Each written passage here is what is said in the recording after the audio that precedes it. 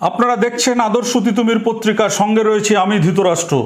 আজকে আমরা আবার আপনাদেরকে দেখাবো এবং শোনাবো যে আর.জি. কর হাসপাতালের যে মেধাবী চিকিৎসককে নৃশংসভাবে খুন ধর্ষণ করে তাকে হত্যা করা হয়েছিল এবং সেই ঘটনায় গোটা বিশ্ব কিন্তু তোলপাড় হয়ে গেছে।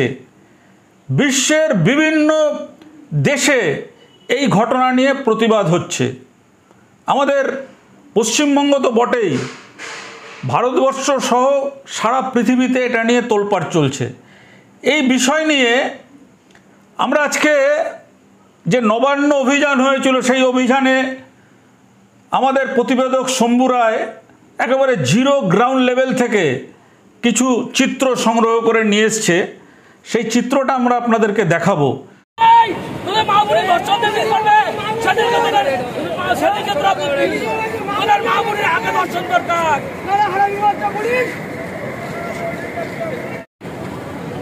আজকে আপনাদের যে নবান্ন অভিযান ছিল সেটা আপনারা কতটা সফল করতে পেরেছেন? আমরা পুরোপুরি সফল, কারণ আমরা দেখতে পাচ্ছি মমতার দলদাস পুলিশ যেভাবে, আমরা সাধারণভাবে এসেছিলাম, আমাদের কোনো রাজনৈতিক পরিচয় থাকলেও আমরা এখানে কোনো রাজনৈতিক পতাকা বা কোনো রাজনৈতিক রং উল্লেখ করিনি। ছাত্র সমাজের ডাকে আমরা জয় করেছিলাম, কিন্তু আমরা দেখতে পাচ্ছি দলদাস যেভাবে আমাদের শান্তিপূর্ণ মিছিলে অবৈধ লাঠিচার্জ করছে। শুধু সাধারণ ছাত্রদের নয়, সাধারণ যারা পথচারিত মানুষ তাদের উপরে লাঠিচার্জ করছে। আপনারা পেছনে দেখতে পারবেন যে প্রচুর সংখ্যক পুলিশ সেখানে দাঁড়িয়ে রয়েছে, আর আমাদের উপরে নির্বিচারে তারা লাঠিচার্জ করছে। আমরা তো শান্তিপূর্ণভাবেই যাচ্ছিলাম, আমরা চেয়েছিলাম শান্তিপূর্ণভাবে এটা শেষ করতে, কিন্তু দলদাস তারা রীতিমতো এখনও পর্যন্ত, আপনি একবার আপনার ক্যামেরাটা যদি পেছনে ঘোরান দেখতে পারবেন যে আমাদের উপরে তারা কীভাবে আক্রমণ করছে এখনও পর্যন্ত। আপনার নাম? আমার নাম তন্ময় কর। আপনি কোথা থেকে এসেছেন? আমি খড়দা থেকে এসেছি। আপনাদের অভিযান কতটা সফল হলো? আমাদের অভিযান পুলিশ যেভাবে দলদাসত্ব করছে, দলদাসত্ব করে যেভাবে মানুষের প্রতি অন্যায় অত্যাচার করছে, মা বোন পুলিশেরও আছে, এখানের আমজনতা, পশ্চিমবাংলার যারা আমরা বসবাস করি সবাই এই প্রতিবাদ করা উচিত। কিন্তু পুলিশ যেভাবে আমাদের নির্ভীকভাবে অত্যাচার করছে, যেভাবে লাঠি পাথর ছুড়ছে, তাতে আমরা ধিক্কার ও নিন্দা জানাই। আগামী দিন এই পুলিশ প্রশাসনের ঘরের মা বোনও এইভাবে দর্শিতা ও অত্যাচারিত হবে। বসে নীরব দর্শকে পশ্চিমবাংলার বুকে এই সরকারের দাসত্ব করতে হবে, এটাই আমাদের বলার। আপনার নাম? শিবনাথ রায়, আমি হিন্দু জাগরণ মঞ্চে ব্যারাক।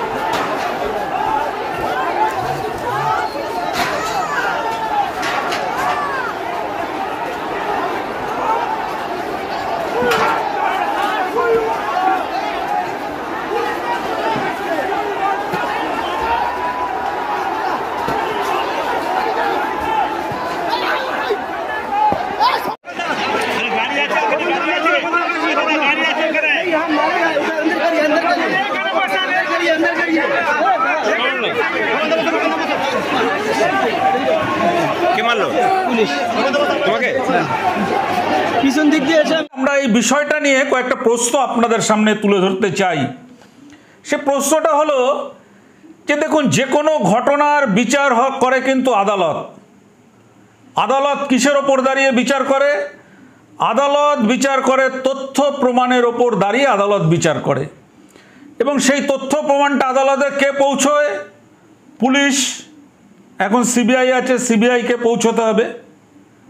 তথ্য প্রমাণ যদি আদালতের কাছে না পৌঁছয় তাহলে কিন্তু বিচার হবে না। যতই আন্দোলন হোক, যতই ঝড় উঠুক, যত কিছুই হোক না কেন, বিচার কিন্তু হবে না। বিচার পাওয়ার জন্য যেটা দরকার সেটা হচ্ছে তথ্য প্রমাণ, যা কিন্তু সিবিআই থেকে ইতিমধ্যে সুপ্রিম কোর্টে জানানো হয়েছে যে এখানে যে ঘরের মধ্যে এই চিকিৎসককে, মেধাবী চিকিৎসককে খুন এবং ধর্ষণ করা হয়েছে, সেইখানকার সমস্ত যে সিচুয়েশন থাকে, যে পরিবেশ পরিস্থিতি থাকে, সেগুলো সব টেম্পার করা হয়েছে। এটা কিন্তু সিবিআইয়ের বক্তব্য। তাহলে কি করে বিচার হবে? কি করে বিচার হবে? সেই কারণেই আমরা এই ঘটনাটা নিয়ে বিভিন্ন বিশিষ্ট চিকিৎসকদের সঙ্গে কথা বলে আমরা যে এই ঘটনা একটা মেডিকো লিগ্যাল তথ্য এবং সেখানে কি বিচ্যুতি ছিল, আমরা সেই প্রশ্নগুলো আপনাদের সামনে তুলে ধরছি। আপনারা সেই প্রশ্নগুলো শুনুন এবং আপনারা যদি মনে করেন এই প্রশ্নগুলো যথাযথ, তাহলে অবশ্যই আপনারা আরও এই বিষয়গুলো নিয়ে সোচ্চার হওয়া ইতিমধ্যেই কিন্তু আমাদের প্রয়োজন। 8/8/2024 ও 9/8/2024 তারিখের রাতের মধ্যবর্তী সময় ডাক্তার ছাত্রীকে ধর্ষণ ও খুন করা হয়েছে। সম্ভাব্য সময় 9/8/2024 তারিখ ভোর 2:30। এটা একটা মোটামুটি যা তথ্য প্রমাণ যা কিছু পাওয়া যাচ্ছে তাতে এটা জানা যাচ্ছে।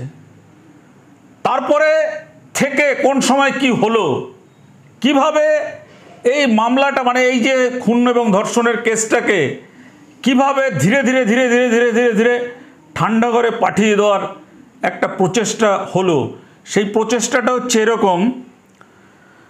10:10 9/8/2024 তারিখ সকালে পুলিশকে একটি জিডি করে জানানো হয়।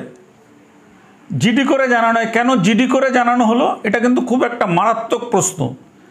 যেখানে মেডিকেল কলেজ, আরজিকর মেডিকেল কলেজের দেখা যাচ্ছে যে তাকে নৃশংসভাবে খুন এবং হত্যা করা হয়েছে। খুন এবং হত্যা করলে কেন জিডি করা হবে? 10:30 থেকে 11টার মধ্যে পুলিশ আরজিকর হাসপাতালে পৌঁছে যায়। 10টা থেকে 11টার মধ্যে পৌঁছে গেল, তারা তদন্ত করলো।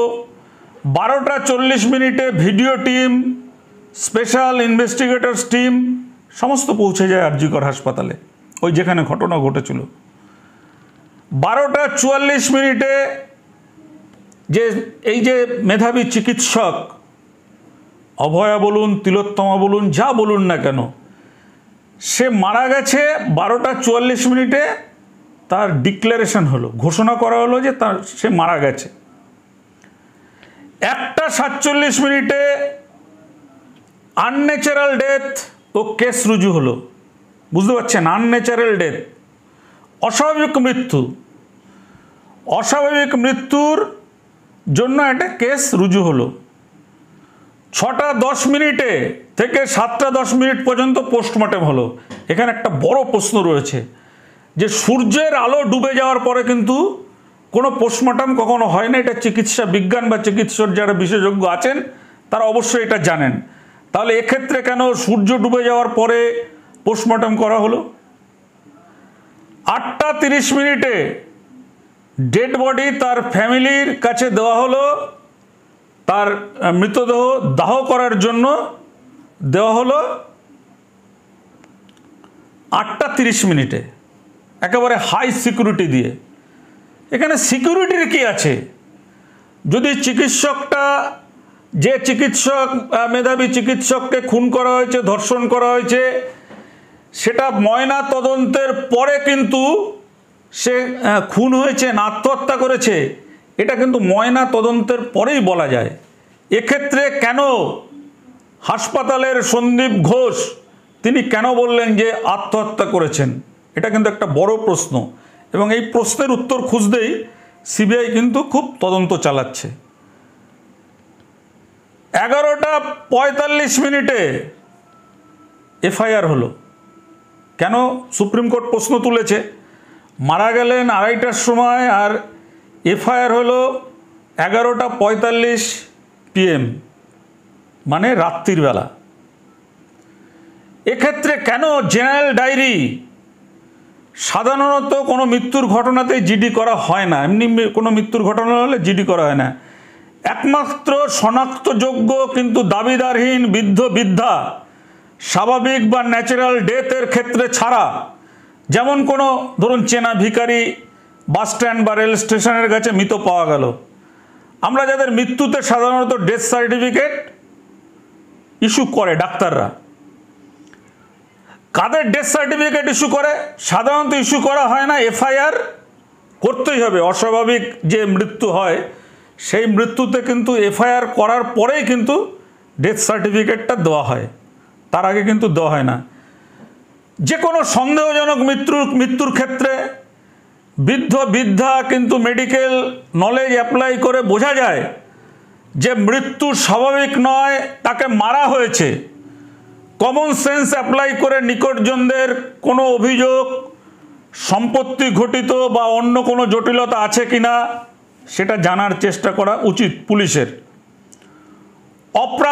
প্রাপ্তবয়স্ক যে কোনো মৃত্যু কিন্তু দীর্ঘ রোগ ভোগের ইতিহাস যদি থাকে,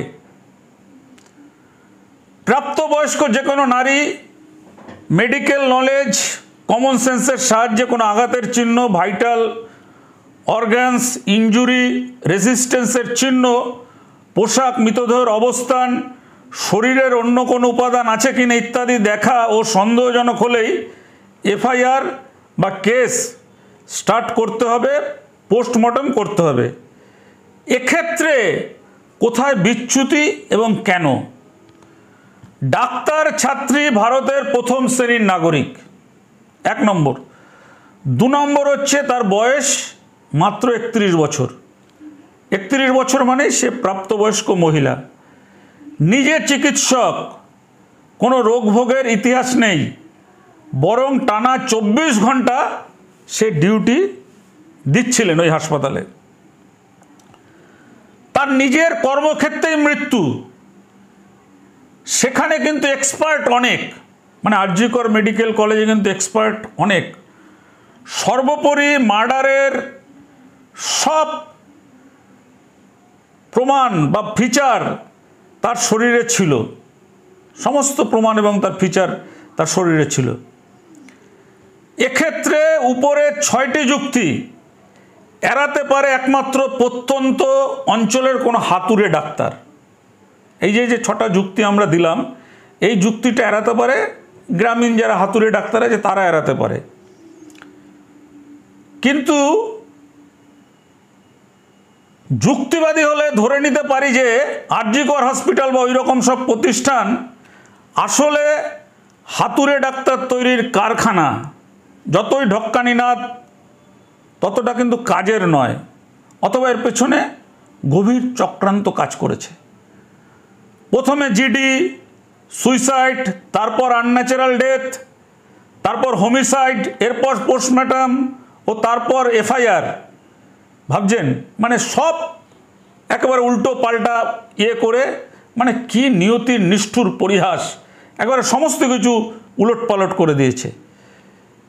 কি সিকোয়েন্স হতে পারতো, মানে ঘটনাটার মোটিভ কি হতে পারতো, কি ব্যাপারটা হতে পারতো?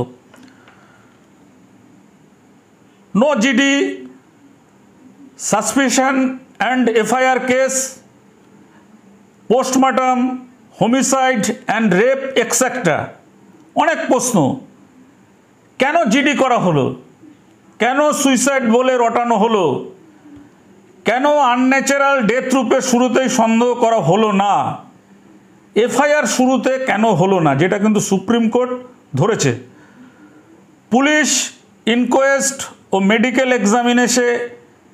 এক্সামিনেশনে কেন সন্দেহ হবে না, ফরেন্সিক এক্সপার্ট পোস্টমর্টমের মধ্যে কনফার্ম করার আগেই কি করে ওপিনিয়ন দিয়ে দিল, যেটা আমরা প্রথমেই বলেছি যে ফরেন্সিক এক্সপার্ট বা পোস্টমর্টম যে চিকিৎসকরা করে তাদের মতামতের আগেই সন্দীপ ঘোষ কিভাবে এটা জেনে গেলেন যে উনি আত্মহত্যা করেছেন। এটা কিন্তু একটা খুব মারাত্মক প্রশ্ন, যে প্রশ্নের উত্তরটা খুঁজে পেলেই কিন্তু জানা যাবে। তারপরে তার মৃত্যুর পরে দেখা গেল যে তাড়াতাড়ি জুডিশিয়াল ম্যাজিস্ট্রেটকে ডেকে আনা হলো। কেন? খুব তাড়াতাড়ি জুডিশিয়াল ম্যাজিস্ট্রেটকে ডাকতে হলো।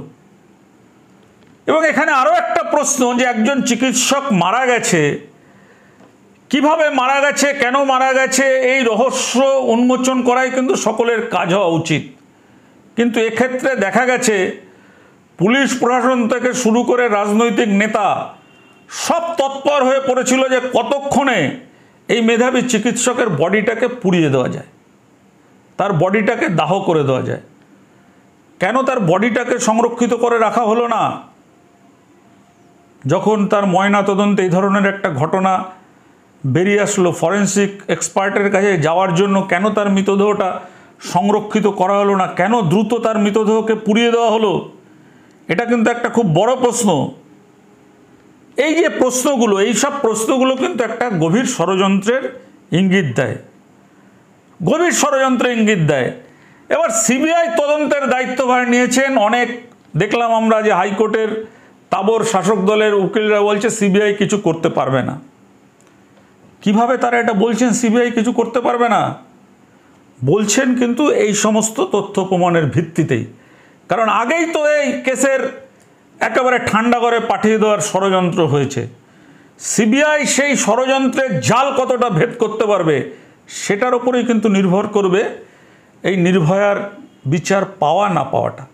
কারণ আদালতে বাইরে থেকে যতই আন্দোলন হোক, সেই আন্দোলন অনুযায়ী তো আদালত বিচার করে না, বিচার করে তথ্য প্রমাণের ভিত্তিতে। সেই তথ্য প্রমাণটা দেয় হচ্ছে পুলিশ। পুলিশ সেখানে কারা কী অবস্থায় ছিল বা সিবিআই এখন আছে, তারা তদন্ত করে ঘটনাটা দেখবে, তারা দেবে আদালতে। আদালতে যে গভর্নমেন্ট প্লিডার আছেন, যে সরকারি আইনজীবী আছেন, সেই আইনজীবী সেই তথ্যগুলো ভালো করে আদালতের কাছে তুলে ধরবেন এবং যারা সাক্ষী রয়েছে তাদেরকে ভালো করে জেরা করে আদালতের বিচারকের কাছে এটা প্রমাণ করতে হবে যে হ্যাঁ, এই চিকিৎসককে এরাই খুন এবং ধর্ষণ করেছিলেন।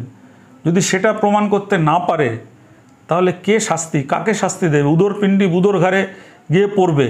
আমাদের মনে হয় যে এই ঘটনা নিয়ে যারা আন্দোলন করছেন, আন্দোলন করতেই হবে, কারণ আন্দোলন না করলে সংগঠিত মানুষকে হতেই হবে প্রতিরোধ প্রতিবাদ করার জন্য।